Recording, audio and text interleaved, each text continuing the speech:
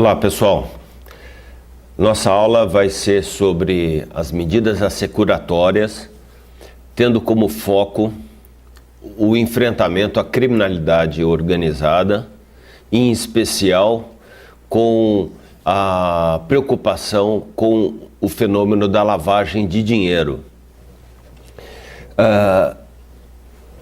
É preciso ter sempre em vista, quando a gente fala das medidas assecuratórias, que elas se inserem dentro do contexto de estabelecer uma política criminal de enfrentamento às organizações criminosas. Ou seja, estabelecer uma estratégia para um melhor combate às organizações criminosas e ao seu poderio financeiro. Então vejam que as organizações criminosas, elas se caracterizam por diversos fatores. Dentre estes, nós podemos destacar a plurilocalidade, a divisão de tarefas, a sua complexidade, a sua sofisticação, a multidisciplinariedade, a corrupção e o envolvimento de agentes públicos, o objetivo sempre constante do lucro, o investimento deste lucro na própria organização criminosa ou a utilização desse lucro para o incremento patrimonial de seus integrantes. E também, como outro fator característico, é a lavagem de dinheiro. Nós não temos dúvidas de que toda organização criminosa tem sempre um esquema estabelecido para a lavagem de capitais, para a dissimulação ou ocultação do lucro auferido com os crimes que cometem. E é aqui que entra a necessidade de deflagrar as medidas assecuratórias para o sequestro e o confisco destes bens auferidos pela organização criminosa ao longo da sua existência como entidade criminosa. Muito bem, então vejam que o processo penal ele tem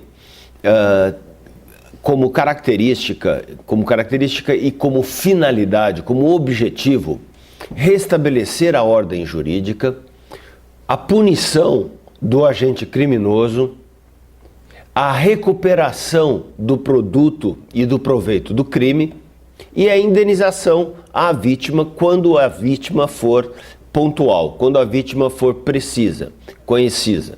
Na grande maioria dos casos do enfrentamento dos crimes cometidos por organizações criminosas, as vítimas elas são difusas, como é o caso do crime de lavagem de dinheiro, não há uma vítima pontual.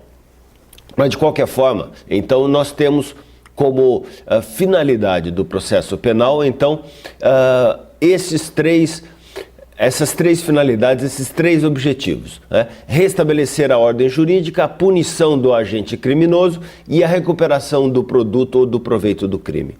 Vejam, se nós temos esses três objetivos fundamentais, é importante que a gente tenha em mente que nós só vamos alcançar os objetivos principais no que concerne a recuperação do proveito ou do produto do crime e fazer com que o crime não compense, que ele não vale a pena para o agente criminoso ou para a organização que está por trás dele, através da recuperação dos bens.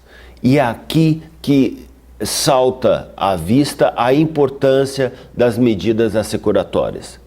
Então, vejam que, mesmo que a gente faça uma análise dentro da dinâmica processual penal, sem colocar o foco nas organizações criminosas, a gente já pode reconhecer que esse estudo do manuseio das medidas assecuratórias, por si só ele já é fundamental, porque ele se entrosa de maneira direta com as finalidades do processo penal.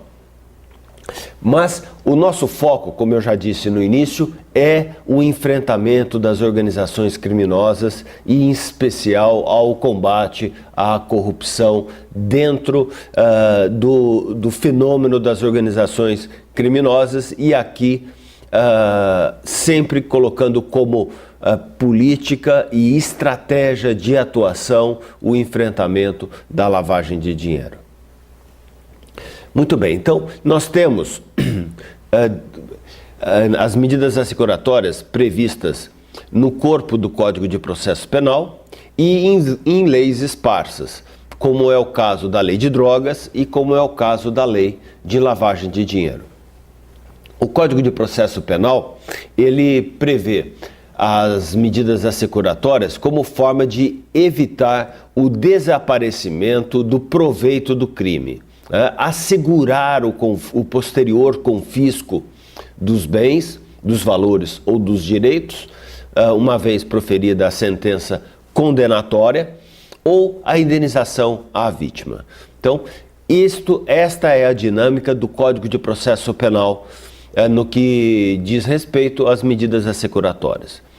Já com relação à Lei de Lavagem de Dinheiro, a Lei 9.613, de 1998, que foi alterada em 2012, em julho de 2012, nós temos uma dinâmica um pouco mais precisa e um pouco mais voltada a alcançar objetivos mais específicos, que diz respeito ao enfrentamento de organizações criminosas e ao seu poderio financeiro. Então, a Lei de Lavagem de Dinheiro prevê como objetivo da medida assecuratória a recuperação dos ativos desviados, assegurar a reparação dos danos e também em traduzir a medida assecuratória como um meio de obtenção de prova.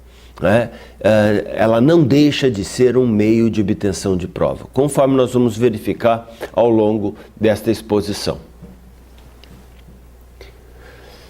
Muito bem, então a medida assecuratória, como já foi falado, ela procura atender o objetivo do processo penal, ela é um importante instrumento de enfrentamento às organizações criminosas e, sobretudo, é um instrumento fundamental na estratégia de enfrentamento destas organizações, na medida em que a investigação criminal, muitas vezes, ela se inicia a partir do conhecimento do incremento financeiro de um determinado indivíduo ou do conhecimento do incremento financeiro de um grupo criminoso.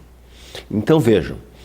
O que nós queremos dizer é que não se sabe exatamente quais foram os crimes cometidos em espécie por determinadas pessoas ou por uma determinada pessoa que tem uma certa importância dentro de algum contexto. Se nós não sabemos quais são os crimes que estão sendo cometidos, mas nós podemos visualizar que essa pessoa ou o seu grupo se destaca pelo incremento patrimonial, ou seja, elas aparentam viver muito bem, seja pelos seus carros, pelas suas residências, pelas suas viagens, pelos seus relacionamentos, pelas suas aquisições, pelas empresas que estão por detrás, que ganham um fôlego financeiro muito grande e passam a firmar contratos com órgãos públicos ou um aumento do capital social de forma extraordinária. Se é este o contexto que se apresenta na investigação criminal, então nós vamos fazer esta investigação de trás para frente. a partir do seu incremento financeiro até descobrir quais são os crimes que estão sendo praticados por essa ou por este grupo de pessoas. E a partir daí, se este é o caminho da investigação, e isto não é raro de acontecer, nós temos a medida assecuratória como um ponto de estratégia nesta investigação. Nós vamos manejar a medida assecuratória como forma de alcançar um resultado satisfatório nesta investigação criminal. Pois bem, então nós temos que conhecer a previsão legal. A previsão está no artigo 4º da Lei 9.613 de 98, que prevê a medida assecuratória de sequestro de bens. Vamos à redação desse dispositivo no slide que vocês podem acompanhar comigo agora a leitura. Artigo 4º. O juiz, de ofício, e aqui está uma questão polêmica, porque parte da doutrina e da jurisprudência entende que o juiz não pode mais, diante do sistema acusatório que adota o nosso Código de Processo Penal, determinar medidas assecuratórias de ofício, que ele depende da iniciativa do promotor ou do delegado de polícia que faz a representação ao juiz. Particularmente, eu entendo que este é o melhor entendimento, qual seja, o juiz é defeso ao juiz, ele não pode, de ofício, determinar medidas assecuratórias, porque ele não pode adotar a iniciativa do procedimento processual penal e da persecução penal, diante do nosso sistema acusatório que vige hoje no nosso processo penal. Muito bem, então, mas a lei ainda prevê essa expressão, essa possibilidade.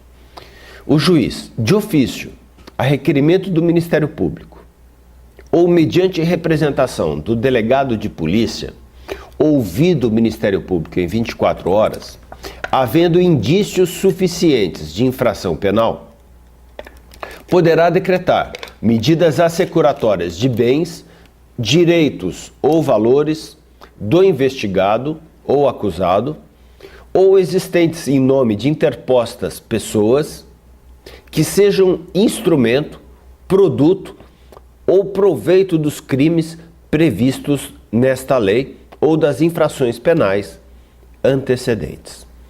Então, esta a redação é bastante detalhada e rica de informações para estabelecer o regime jurídico das medidas assecuratórias previstas na Lei de Lavagem de Dinheiro.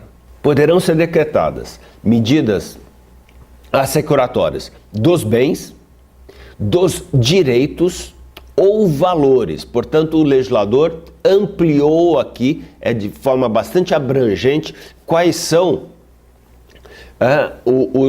os bens e de uma forma genérica, qualquer tipo de vantagem, de proveito financeiro estará inserida dentro dessas expressões. Bens, qualquer sorte de bens, qualquer sorte de direitos e qualquer espécie de valores. Qualquer coisa que tenha valor econômico será possível integrar dentro dessas expressões. A medida assecuratória pode incidir tanto na fase investigatória quanto na fase processual já oferecida à ação penal. O legislador se reporta à pessoa do acusado, que pressupõe a existência de uma denúncia formalmente elaborada pelo Ministério Público. Muito bem, então é possível a indisponibilidade do produto ou do proveito do crime de lavagem de dinheiro ou do delito antecedente, assim como dos seus instrumentos, mesmo aqueles considerados lícitos e mesmo que estejam em nome do acusado ou de interpostas pessoas. É o que se infere da redação do artigo 4º que nós acabamos de fazer a leitura. No que toca à constrição do patrimônio lícito do réu, ou seja, não há necessidade de se demonstrar o nexo entre a prática do crime e o bem, o direito ou os valores, a lei prevê essa possibilidade de decretar o sequestro destes bens, mesmo que sejam considerados lícitos, com o objetivo único de reparação do dano ou para suportar o pagamento das despesas processuais ou das multas penais ou ainda da pena alternativa de prestação pecuniária referente ao crime de lavagem de dinheiro ou mesmo ao delito antecedente. É o que diz, é o que prescreve o parágrafo 2º e o parágrafo 4º deste mesmo artigo 4º da Lei de Lavagem de Capitais. Isto é muito importante, né? Então, eu posso representar no sentido de ser decretado o sequestro dos bens que se relacionam com o objeto da lavagem de dinheiro e posso, ao mesmo tempo, representar para que seja determinado o sequestro de bens que tenham sido adquiridos antes mesmo da prática dos crimes antecedentes ou que não tenham relação direta com os crimes cometidos, mas que nós temos conhecimento que o investigado ou que as empresas por ele usadas, ou do seu grupo de pessoas, esses bens, seja de alguma forma pertencente a ele, então é possível requerer o sequestro de bens, mesmo que ele seja adquirido com dinheiro de origem lícita, como forma de reparação do dano, ou para garantir o pagamento da multa a ser fixada ao final do processo. Então, vejam a gama de possibilidade abrangente que a lei dispõe ao promotor de justiça. E manejando esses instrumentos legais, nós acabamos provocando um asfixiamento, vamos sufocar os agentes criminosos que deixarão de poder utilizar-se desses bens, desses valores, do proveito financeiro, em prol da perpetuação da organização criminosa. Então nós vamos nos aproximar dessas pessoas através das medidas assecuratórias previstas na Lei de Lavagem de Dinheiro. Mesmo que, como diz a lei, o bem esteja em nome de interposta pessoa, que não esteja em nome do investigado ou do acusado, é possível representar pelo sequestro dos bens. Isto é de vital importância porque não é raro, aliás, é muito comum que o bem esteja de fato em nome de uma terceira pessoa, seja ela uma pessoa jurídica, seja ela uma pessoa física.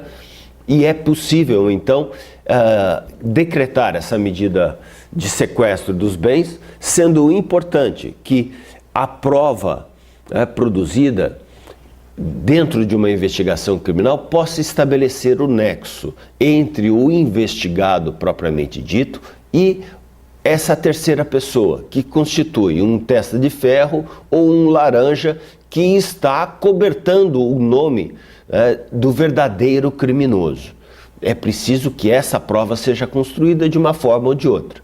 Como construir essa prova? Ora, essa prova é construída de diversas maneiras. Esse vínculo pode ser um vínculo de parentesco, pode ser um vínculo estabelecido através da pessoa com quem o investigado se relaciona, então uma cunhada, uma sogra, um sogro, pessoas que são do convívio do investigado. Ele pode também estar pagando para essa pessoa integrar o quadro societário de uma sociedade comercial, que pode ser fantasma, pode ser criada apenas para suportar o número de imóveis que que essa pessoa jurídica vai adquirir. Então ela não existe de fato, mas ela existe de direito nas gavetas das juntas comerciais apenas para assumir o patrimônio que aquela pessoa física, para não se expor, prefere se preservar e não ter nada no seu nome. Então é assim que nós vamos estabelecer essa ligação. A investigação ela precisa se aprofundar em nome daquela pessoa que detém o patrimônio, cujo os bens estão em seu nome, para estabelecer esse vínculo entre o real investigado, o verdadeiro agente criminoso e o testa de ferro.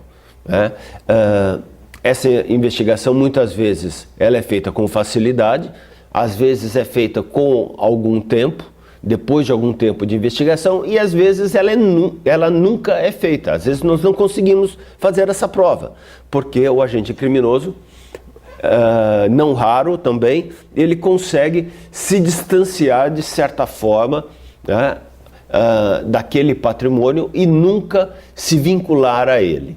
Não é muito difícil da gente encontrar situação como essa. O desafio da investigação é quem vai dizer em caso a caso qual cuidado nós vamos ter que tomar. Bom, dito isto, é importante reconhecer que a medida assecuratória ela não pode ser decretada em qualquer instante. É necessário estabelecer dentro da estratégia da investigação criminal qual é a melhor oportunidade para formular essa representação ao judiciário. Isto porque, quando nós representamos pelo sequestro de todos os bens dos investigados, ele fatalmente vai tomar conhecimento da sua investigação criminal. Certamente o investigado saberá que os seus bens foram sequestrados. É uma medida devida por parte do juiz notificar o investigado de que aquele patrimônio foi sequestrado pela justiça. Então, o investigado tomará conhecimento da investigação e logo em seguida estará um advogado peticionando, requerendo cópia de tudo o que consta em nome dele.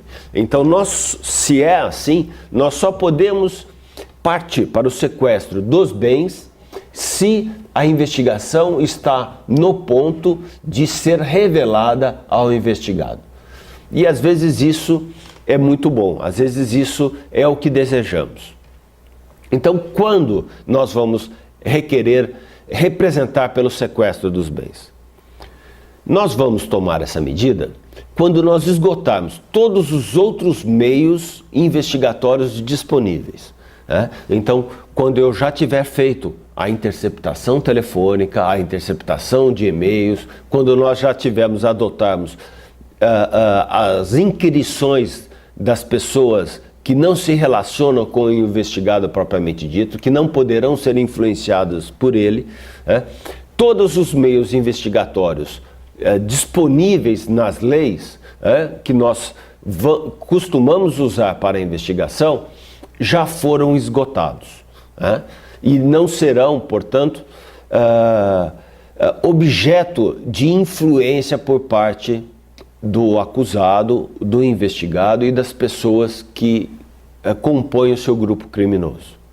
Se já houve esse esgotamento, então eu posso partir para o sequestro dos bens. Esse sequestro, ele uma vez deliberado pela sua ocorrência, ele propicia a aproximação ao testa de ferro, ou ao laranja. E isto é importante, porque aquela pessoa que é o ponto frágil, o elo frágil do esquema criminoso, ele passa a ser atingido pela investigação criminal.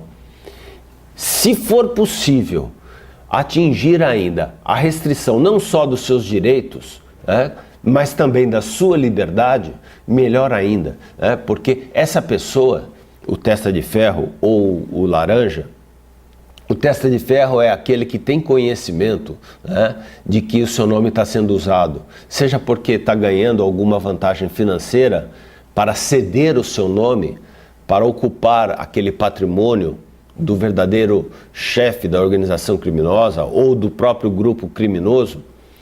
Então, seja porque ele recebe uma vantagem financeira, então ele é eleito como testa de ferro, né, daqueles criminosos, enquanto que o laranja é aquele que tem o seu nome utilizado sem ter qualquer vantagem financeira ou porque sequer tem conhecimento da existência dessa sua condição, de proprietário de algum bem.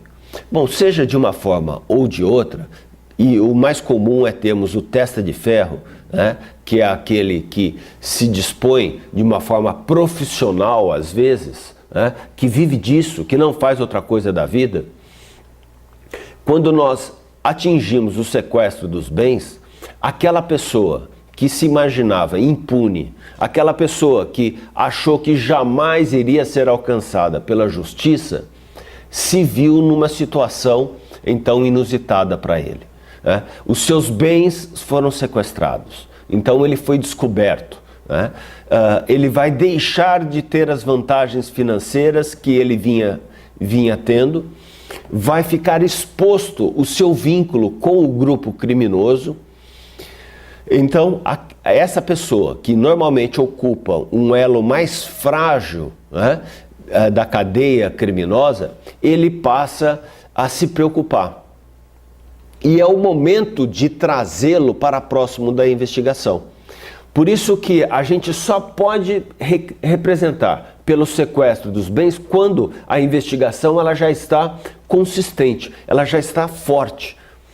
Certamente, o testa de ferro irá tomar conhecimento da investigação, vai contratar um advogado, seja da sua confiança ou mesmo um advogado da organização criminosa. De uma forma ou de outra, o testa de ferro vai saber que a casa dele caiu, né? Que ele foi pego. E ele vai ter que ter duas alternativas. Ou ele vai contar com a proteção da organização criminosa e vai continuar fechado com ela, ou ele pode obter uma outra saída, uma outra estratégia de defesa, que é a de se aproximar da investigação criminal e do promotor de justiça como forma de salvaguardar a sua liberdade física, como salvaguardar o seu rol de direitos, né? Para que não sejam restritos os seus direitos econômicos, os seus direitos financeiros e para que ele não seja exposto. Então, aqui está a oportunidade de termos um colaborador da investigação criminal, que muitas vezes não sabe muita coisa, muitas vezes não sabe quais foram os crimes propriamente ditos que foram cometidos pelo grupo criminoso, mas ele sabe quem é o agente criminoso que o contratou, quem o paga, em que momento isso aconteceu, enfim, ele tem conhecimento de diversos detalhes que poderão agregar à investigação criminal e possibilitar aqui um plus, um avanço, um crescimento, uma evolução do trabalho do promotor de justiça nesta investigação criminal.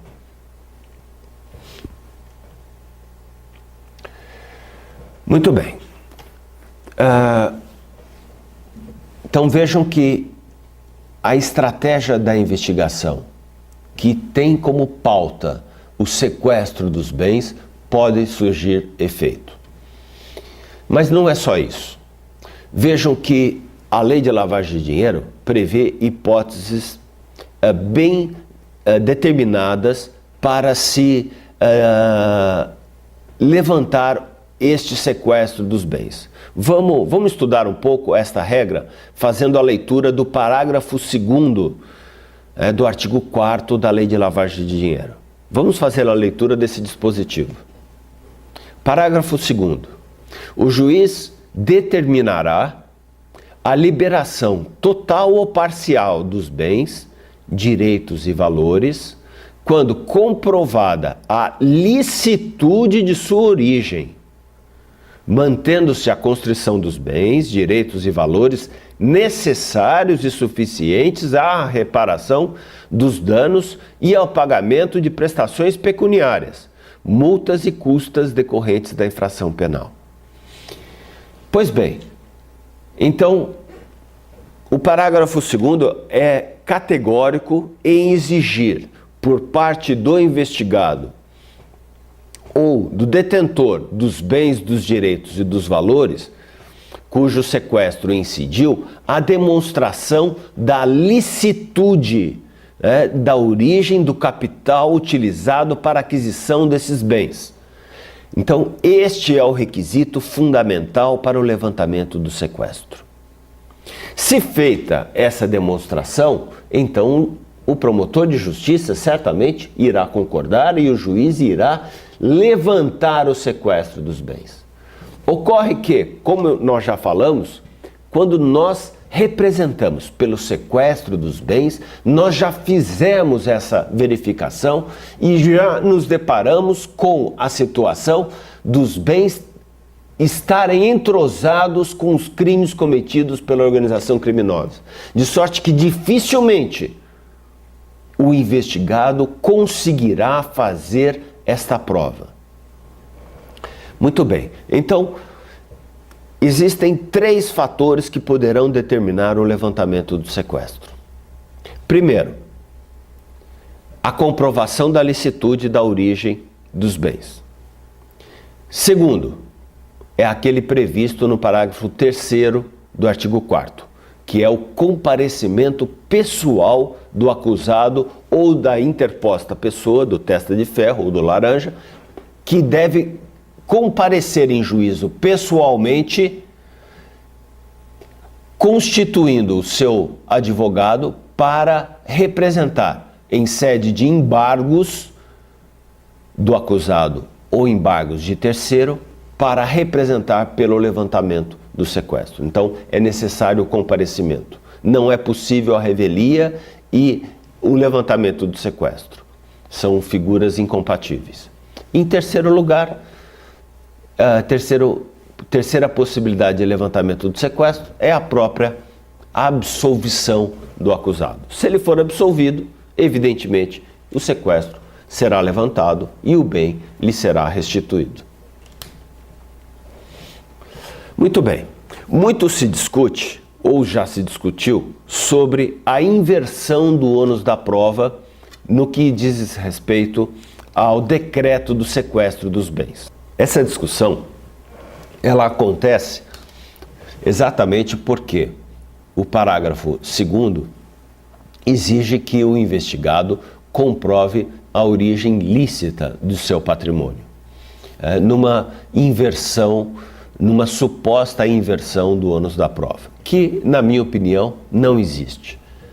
Não há necessidade de nós fundamentarmos a manutenção do sequestro dos bens com a regra da inversão do ônus da prova.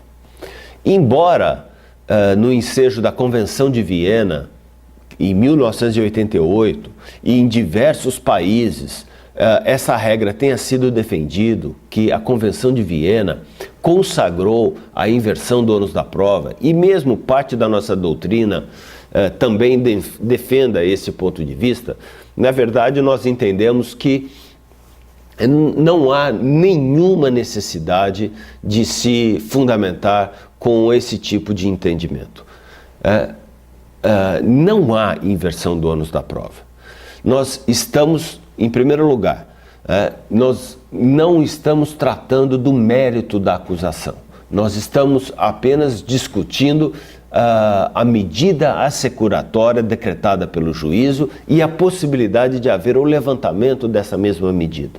Então, nós não estamos discutindo o conjunto probatório. Nós não estamos discutindo questão de mérito, responsabilidade criminal de quem quer que seja. Em segundo lugar, nós não estamos exigindo do acusado algo sem antes exigir do promotor de justiça o desempenho do seu ônus de provar aquilo que alega. Ou seja, o promotor de justiça, quando ele representa pelo sequestro dos bens, ele se desincumbe do seu ônus de provar aquilo que alega, na medida em que, quando o promotor de justiça representa pelo sequestro, ele já demonstra indícios suficientes de autoria de crime, prova da materialidade do delito, nexo causal entre o patrimônio, objeto do sequestro, e os crimes cometidos. Então, o promotor de justiça já desincumbe do seu ônus probatório. Se há, então, o ônus à acusação, então não há que se falar em inversão de ônus da prova, porque o ônus que lhe competia ao Ministério Público foi cumprido. Cabe agora à defesa apresentar a contraprova. Cabe agora à defesa apresentar um fato jurídico que contradiga aquilo que foi demonstrado pelo promotor de justiça. Ou seja, que a argumentação do promotor é inconsistente, que não há razão na manutenção do sequestro. E essa prova cabe mesmo, como ordinariamente sempre coube em toda a dinâmica do processo penal, dentro da dialética que existe nele, cabe à defesa fazer essa demonstração de que o patrimônio é lícito porque foi constituído com bens, valores e direitos obtidos de forma válida, sem a prática de qualquer crime. Então, foi através de um inventário que se obteve aquele patrimônio, foi através de uma doação lícita, foi através de um trabalho de anos que aquela pessoa fez. Então, ela vai demonstrar isso, vai provar isso e vai, com isso, fazer uma contraprova e vai mostrar o equívoco por parte do Ministério Público. Então, não há, em resumo, que se falar em inversão do ônus da prova. Com relação ao sequestro dos bens de procedência lícita do acusado ou do investigado, conforme nós já falamos, aqui não há necessidade de demonstrar o nexo entre o patrimônio e os delitos propriamente ditos. Por quê? Porque o objetivo aqui é assegurar a reparação do dano sofrido pela vítima ou o dano difuso acarretado com a prática dos crimes, ou mesmo assegurar o pagamento das multas que serão impostas ao final da sentença condenatória. Então, é possível aqui que esse sequestro seja determinado pelo judiciário, depois de representação do promotor de justiça, com esse objetivo. E se assim for, é prescindível a demonstração do nexo entre o crime e o bem sequestrado. Então, os bens poderão existir antes mesmo das práticas dos crimes, pouco importando se foram adquiridos de forma lícita ou de forma ilícita. Muito bem, é importante a gente ter em vista que o sequestro dos bens, ele se entrosa com as fases, as 3 fases da prática do crime de lavagem de dinheiro. Conforme vocês podem ver no slide que eu apresento agora, o crime de lavagem de dinheiro, ele é composto por 3 momentos, 3 etapas distintas que demonstram como funciona a dinâmica criminosa da lavagem de dinheiro. A primeira fase é a fase da colocação, na qual o agente criminoso coloca os bens, os valores obtidos ilicitamente dentro do mercado financeiro. Então, ele faz a primeira colocação destes valores, é um momento muito perigoso, dentro do sistema financeiro, colocando numa determinada conta bancária de uma terceira pessoa, por exemplo. A segunda etapa é a etapa da ocultação, através da qual se distancia os valores cada vez mais da sua origem, movimentando tal capital para outras contas bancárias diferentes, como forma então de dificultar o rastro para a origem criminosa. E finalmente, feita esta ocultação, distanciado o patrimônio de sua origem, o grupo criminoso terá total condição de fazer a integração destes valores, no circuito econômico. Então, o sujeito ou o grupo criminoso irá adquirir bens de luxo, irá constituir empresas. Então, vão ser adquiridos carros de luxo, serão adquiridos franquias econômicas para explorar a economia e fazer a mescla do patrimônio lícito com patrimônio ilícito, como forma também de dificultar o encontro dos bens de origem criminosa. E o lucro de tudo isto será reinvestido na organização ilícita. Então vejam que o sequestro dos bens atinge a organização criminosa já na terceira etapa, na terceira etapa dessa dinâmica de 3 etapas para o esgotamento do crime de lavagem de dinheiro. Isso é importante porque, com os sequestros de bens, nós podemos afirmar que a organização criminosa ela teve o êxito de cometer o crime antecedente, de esconder o capital de origem ilícita, de fazer o procedimento de dissimulação do afastamento da sua origem até o momento da integração. Ou seja, a organização criminosa se perpetuou no tempo, de certa forma, até atingir essa fase de integração. O que não é um sistema e um esquema fácil de ser praticado. Exige uma certa sofisticação, exige uma certa preparação por parte do grupo criminoso. Isso tudo é importante para demonstrar ao judiciário que nós estamos diante de pessoas poderosas, que nós não estamos diante de um agente criminoso comum que comete um crime com suas próprias mãos.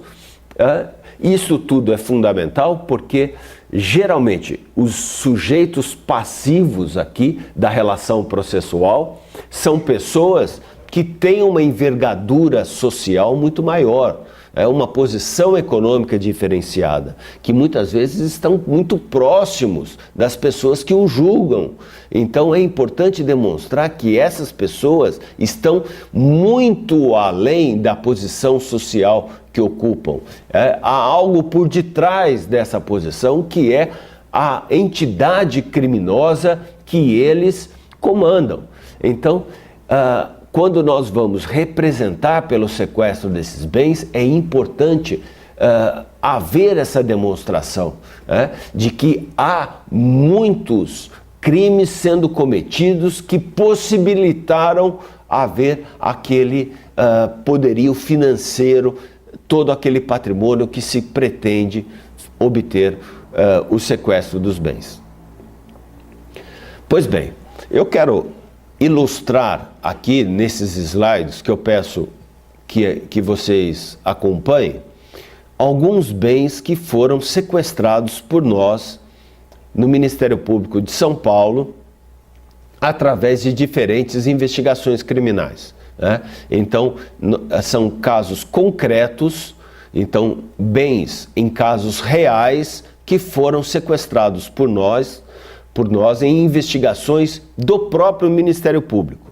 Evidentemente que ninguém investiga sozinho.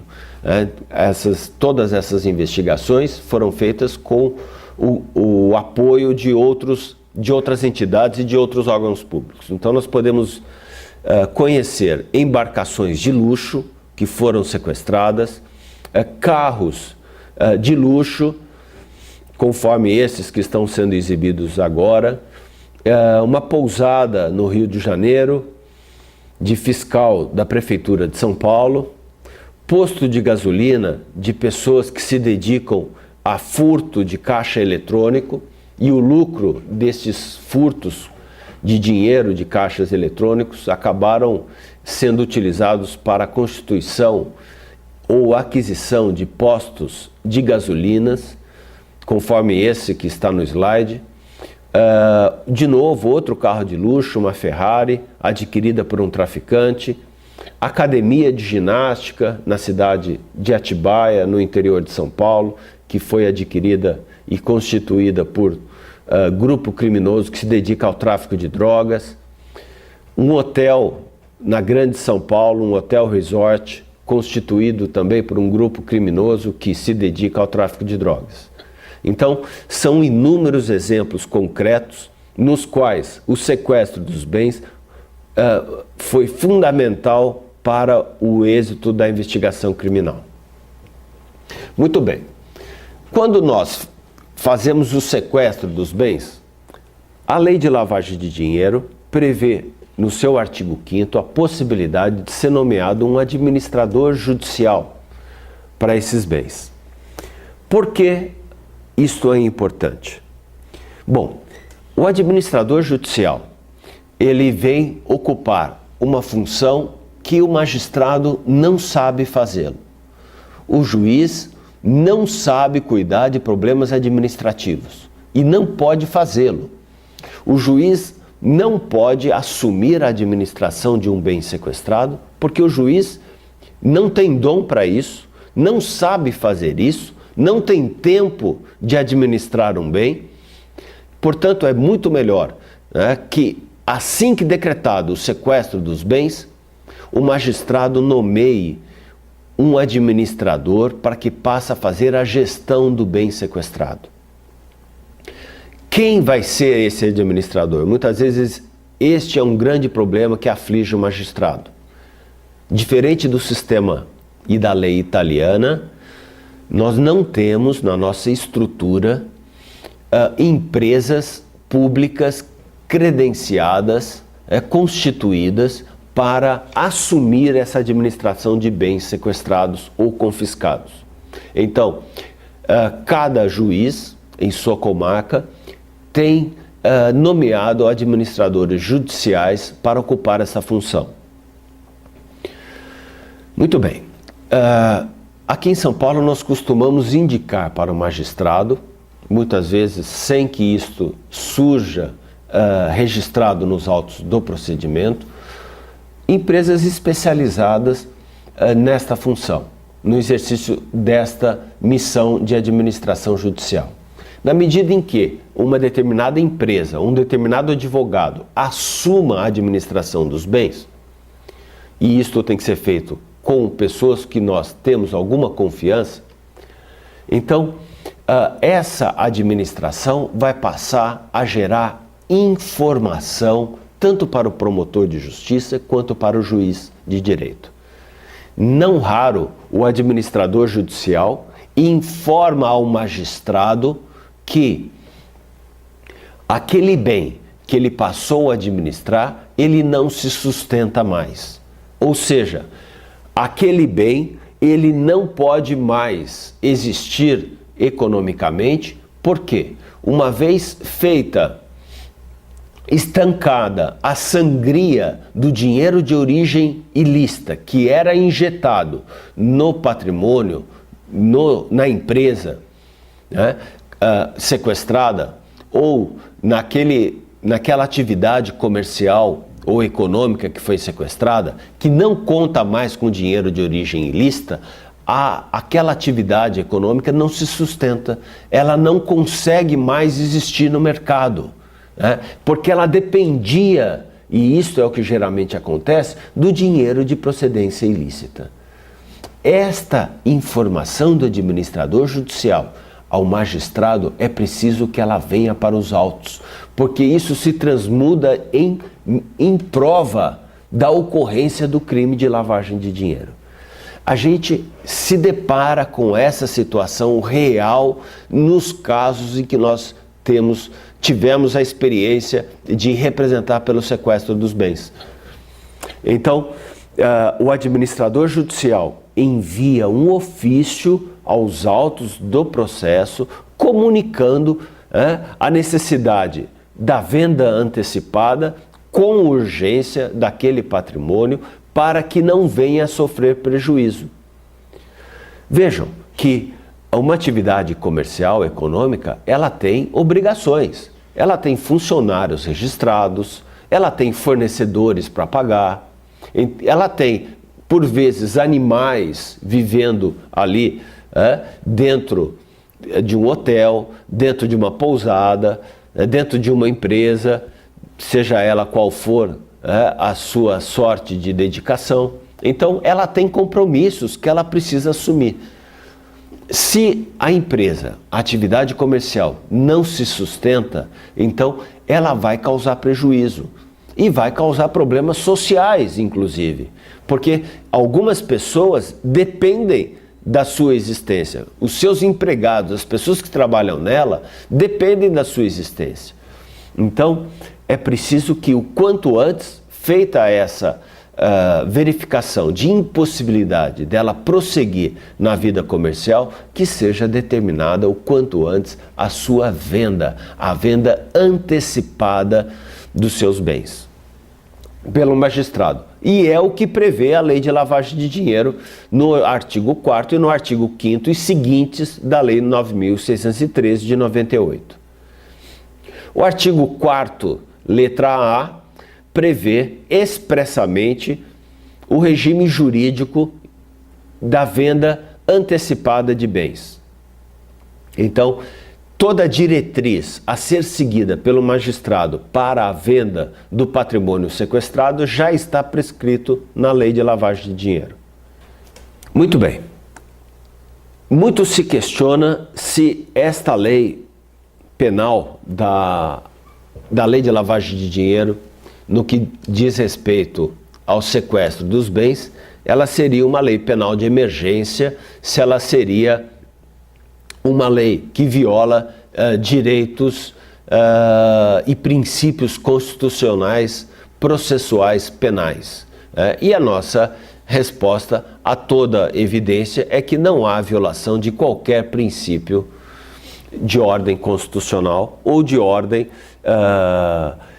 penal ou processual penal, na medida em que nós não estamos tratando da responsabilidade criminal do acusado ou do investigado. A medida securatória, ela orbita apenas ao patrimônio obtido de forma ilícita ou não pelo acusado. Então, ela não invade, propriamente dito, a responsabilidade penal.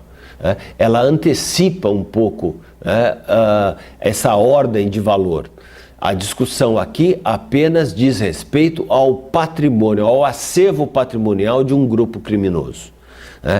Se existem indícios suficientes para suportar o decreto do sequestro dos bens e o vínculo entre os crimes cometidos com o patrimônio existente, talvez considerando a ilicitude da sua aquisição, então há que se decretar o sequestro de tais bens. Então nós estamos diante de uma norma pontual, de uma norma que não invade o mérito da acusação propriamente dito. Muito embora se possa obter provas dessa responsabilidade criminal, são provas tangenciais, que acabam aparecendo dada a força dessa medida securatória e o reflexo que ela tem nesse conjunto de fatos ilícitos. É bom nós termos ainda em mente que a alienação dos bens, ela não afeta, portanto, o princípio da inocência, tanto o sequestro quanto a venda antecipada dos bens, porque não há, na verdade, qualquer prejuízo ao acusado, que se mantém como proprietário dos bens até o final do processo. Será ele o dono dos bens, apenas ele não poderá usufruir desses bens agora sequestrados. Então, a venda antecipada, inclusive, é uma recomendação do Conselho Nacional de Justiça, há uma resolução de número 30, e a lei de lavagem de dinheiro é expressa nesse sentido. Eu quero fazer a ressalva que a lei de drogas que prevê um regime jurídico diferenciado para a alienação dos bens no âmbito da lei de drogas, que nada tem a ver com a lei de lavagem de dinheiro. Pessoal, de nada adianta nós termos uma investigação criminal exitosa, deflagrar a ação penal com a acusação, condenar os agentes criminosos, impor-lhe penas restritivas de liberdade altas se o patrimônio dessa pessoa e do seu grupo criminoso não estiver sequestrado. Imaginem vocês se essa pessoa cumpre 6 ou 8 anos de reclusão pelo crime que cometeu, mas mantiver dentro de sua residência ou das residências que compõem e integram o seu patrimônio imobiliário em nome de terceiras pessoas, se elas detêm dentro desse patrimônio, inclusive dinheiro escondido, valores escondidos. Vejam vocês, no slide que eu apresento agora, o patrimônio que o Juan Carlos Ramírez Abadia, vulgo Chupeta, um traficante de drogas internacional, tinha escondido dentro das suas residências, em fundos falsos, em paredes falsas, notas em espécie de dinheiro norte-americano envolto num papel plástico para proteger as notas, para não ser corroído por pragas. Esse dinheiro estava escondido dentro de residências adquiridas por ele e colocado em nome de testas de ferro, para que, se ele fosse preso algum dia e tivesse que cumprir pena, quando ele saísse da prisão, ele poderia desfrutar de todo esse patrimônio. Então, vejam que a estratégia para o verdadeiro enfrentamento à organização criminosa é, de fato, a asfixia de todo o patrimônio constituído pelo grupo criminoso, esteja ele aonde estiver, em nome de quem quer que esteja, como única forma de se esgotar e se desmantelar a existência de uma entidade criminosa. Pois bem, vamos enfrentar um outro problema, e já estamos caminhando para o final desta aula, que é o confisco dos bens quando ele se confunde o patrimônio lícito com o patrimônio ilícito. Como é que fica essa situação? A organização criminosa detém de um patrimônio que é composto por dinheiro de origem ilícita, mas também dinheiro de origem lícita, na medida em que consumidores, pessoas de boa fé, injetaram dinheiro nessa economia, nessa atividade comercial e, portanto, houve uma mescla de valores de procedência ilícita e de procedência ilícita. Então, aqui nós nos deparamos com um problema que não é difícil nós encontrarmos pedidos de advogados de defesa requerendo uma perícia contábil naquela empresa que é utilizada pela organização criminosa, com a finalidade de se separar aquilo que é de origem criminosa daquilo que foi obtido de forma lícita. A lei de lavagem de dinheiro, ela é muito clara em dizer que é impossível fazer essa separação. Em outras palavras, se o agente criminoso e seu grupo provocam a mescla do dinheiro de origem lícita com o de origem ilícita, então ele vai perder todo o patrimônio.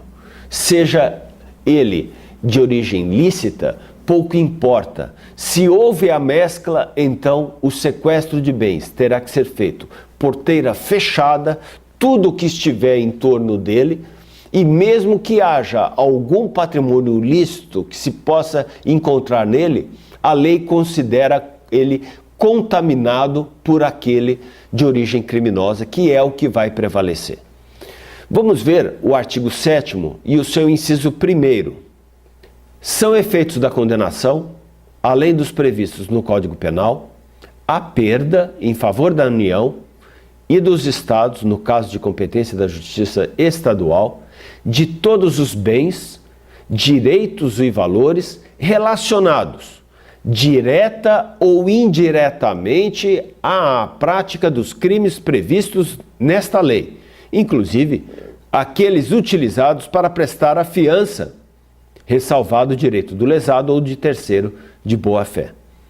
Vejam que a lei é clara e categórica em dizer que a perda, o confisco dos bens, dos direitos e valores se relacionam direta ou indiretamente, quer dizer, mesmo que não seja diretamente ligado aos crimes cometidos pela organização criminosa, mas que tenham alguma ligação, mesmo que indireta, haverá a perda em favor da União ou a favor dos Estados, se o processamento se deu na Justiça Estadual.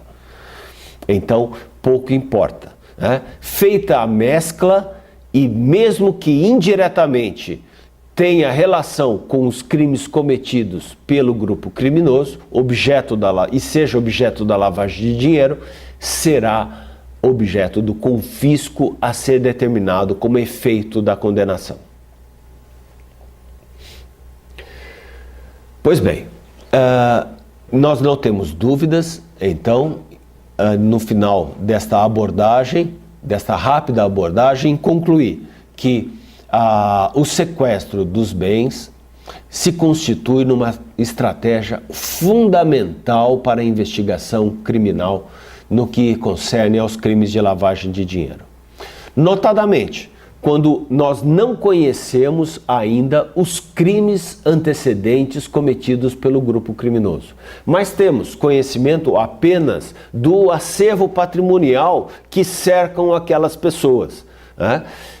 Temos apenas conhecimento do poderio financeiro que aquelas pessoas detêm.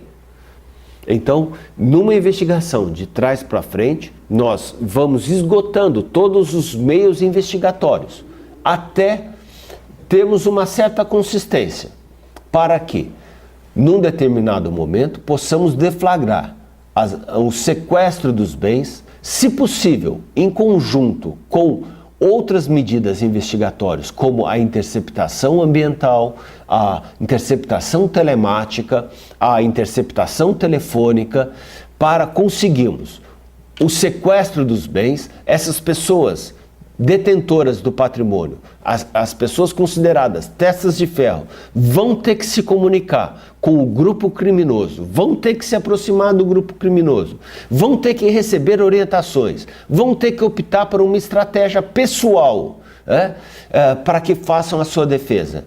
Essas pessoas, os testas de ferro, vivem dentro das suas famílias, não querem ter as suas vidas incomodadas pela justiça.